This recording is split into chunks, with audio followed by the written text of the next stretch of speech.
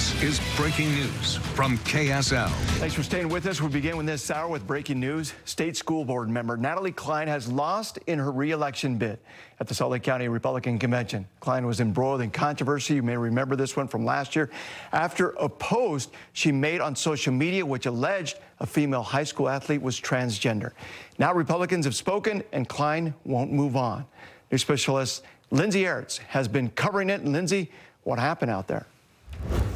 Yeah, Dan, well, this really was a shocker at the Salt Lake County GOP convention. It was the race a lot of people were following. Natalie Cline needed to get 40% of delegate vote in order to force a primary in this election, and she did not. She only got 36%.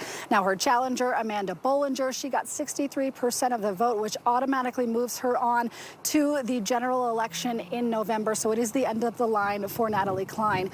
Now, nobody really knew how this race was going to go. The big question, the big elephant in this room, you mentioned the post from earlier this year, and how would that impact delegates' votes as they casted a vote for either of these two women in this race?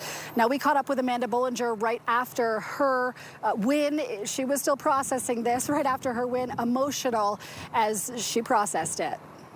It means that people care about kids, and it means that people are willing to trust me to help put the trust of public education back into our system, and they trust the hands of their children in my arms, so that means a lot. Now, before the win, both candidates giving speeches, and that was the only time we were able to hear from Cline. I did talk to her in person. She declined an interview. Now, in her speech, Cline tried to appeal to delegates that she was protecting kids from what she says is divisive ideologies being taught in Utah schools. Turning our children into activists, encouraging them to agitate for social change within the school and outside of the school. And this is not okay. This is not academic excellence. This is indoctrination, and it needs to stop.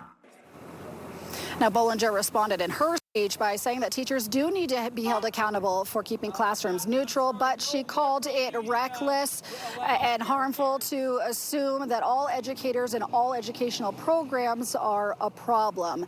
Now, again, you guys, just a big upset really here at the Salt Lake County GOP convention, and a lot of reaction, a lot of people waiting to see how this race would play out. One other race of note I do want to point out, Republican delegates here decided on the fate of their Republican nominee to move on in the county mayor's race. So Aaron Ryder will go on to try to unseat Democratic County Mayor Jenny Wilson in that race in November.